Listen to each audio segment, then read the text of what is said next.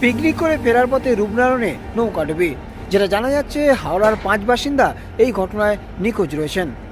জানা যাচ্ছে, হাওড়া লিলিও থানার অন্তর্গত বেলগাছিয়া থেকে 14-15 জনের একটি পরিবার পিকনিক করতে আসে বাগনানের বাক্সি এলাকায়।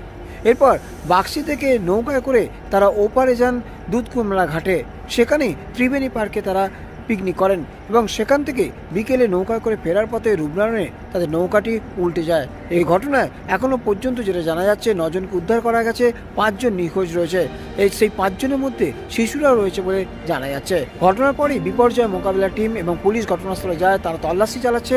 এখনো পর্যন্ত সংবাদ মাধ্যম সূত্রে যেটা জানা যাচ্ছে যে প্রশাসনের পক্ষ থেকে উদ্ধার কাজ চালানো হলে এখনো পর্যন্ত উদ্ধার করা সম্ভব হয়নি 5 জনকে। তাদের পরিস্থিতি কি, এই বিষয় নিয়ে উৎকণ্ঠা রয়েছে হাওড়া বেলগাছিয়া এলাকায় পরিবার এবং তাদের আত্মীয় পরিজন। ঘটনায় উদ্বিগ্ন হাওড়া জেলাশাসক দীপপ্রিয়া পি।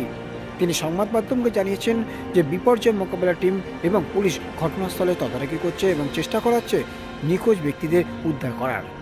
কল্যাণ অধিকারী, আমতাটা নিউজ 7।